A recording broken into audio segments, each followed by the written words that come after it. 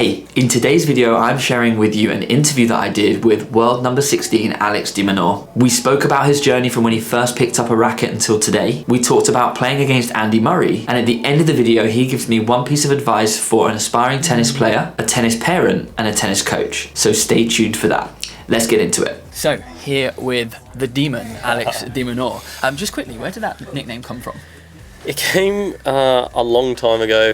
One of my Australian coaches had a little play on words with my surname and kind of my speed on the court, so it worked out. And ever since, it kind of caught on, so I can't complain too much about it. The speed demon, yeah. Absolutely. Could you explain your journey from when you first picked up a tennis racket to today in 30 seconds? I can try. I'm going to do a stopwatch. Okay, here we go. And just to see how you do. It's tough, to be quite honest with you. But right, are you ready? Ready. Go. Picked up my first tennis racket when I was 4 in Australia. Fell in love with the game, wanted to play more. Went back to Spain for a couple of years, developed a little bit over there. When I was 12, moved back to Australia and started to take tennis more seriously. I was in the National Academy, and at that moment realised that that's what I wanted to do as my profession, as my life.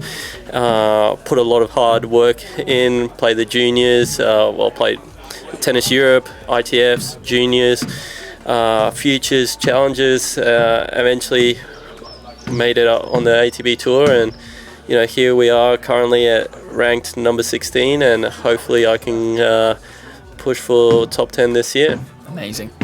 Oh, wow, that's a lot. Yeah. It was good though. Yeah. We covered everything, didn't we? We covered everything.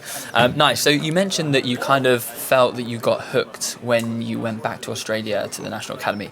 Were there any key moments that you feel, or any key people that really helped you to get hooked into tennis? Well, I think it was, once I was there, it was a big decision for me and my family when I went back to Australia, that I was going to start distance education. And basically my parents let me know right then and then that this is a huge step.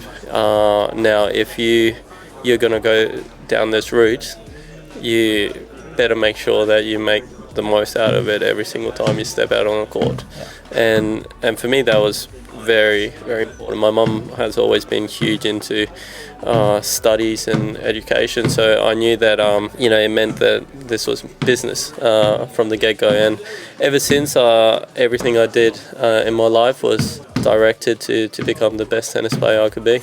Yeah, amazing. I mean, tennis is a sport based around pressure, and kind of that was a moment where pressure became big. It was pressure actually of study is so important, and you're making that commitment to play tennis, but you've taken the positive spin on it. And how do you play under pressure? Does pressure help you, or does it hinder you?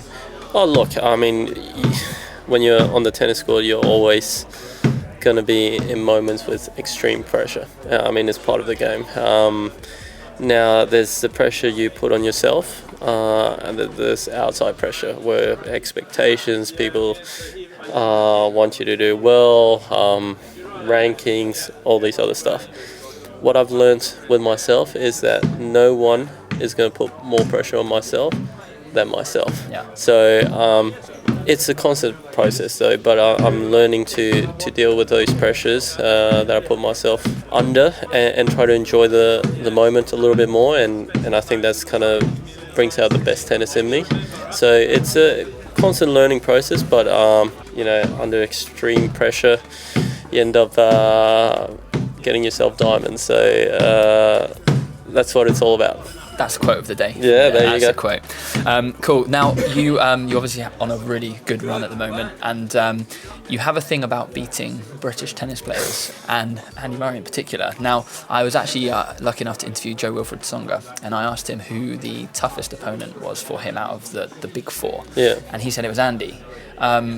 How do you find playing Andy? Look, I think I've been, in a way, fortunate enough to play Andy after his operation, so not when he was probably in his prime, so I would have loved to test myself against Andy. But when I play Andy, I see a lot of correlations in our games. I see a lot of similarities. I see how when we play each other, it's it's a constant chess match. You know, we both, you know, are great movers. We both know how to turn defense into attack, and we both try to bait each other when we play. So I know from the get-go, whenever I play Andy, I've got to play my best tennis, and I think it brings my level to, just up a notch. And last week I played some great tennis against him, and I was very happy with that. Amazing. Now, I know we're pushed for time, so I've got some fun questions to finish with. So first of all, if you were stuck on a desert island with a professional tennis player, who would it be and why?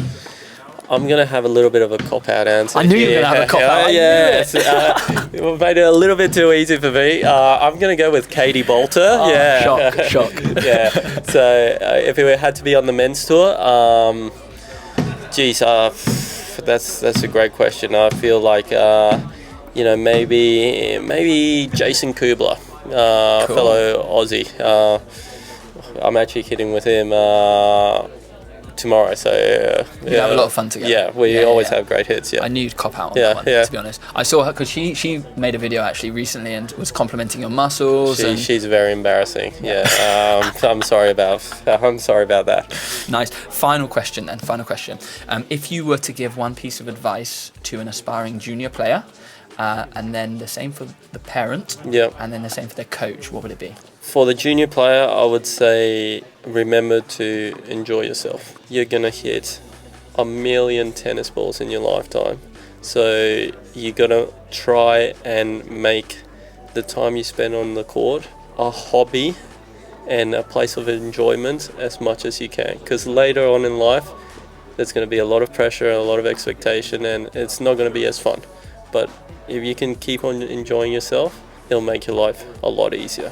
To a parent, I'm going to say the best thing you could do for your child is to always be supportive no matter what. Your child himself will always want to win. Now it's your job to be there in the tough moments and in the good moments and always have their back and be supportive. That for me is vital. And then for the coach has the opportunity to shape a player from a young age. So have as much input as you can, and your player will love to hear it and become a different person because of the input. So you've got a very important role there. Amazing. Fantastic advice. Alex, thank you so much for your time. It's been an absolute pleasure. No worries. Have a great Wimbledon. Thank you very much.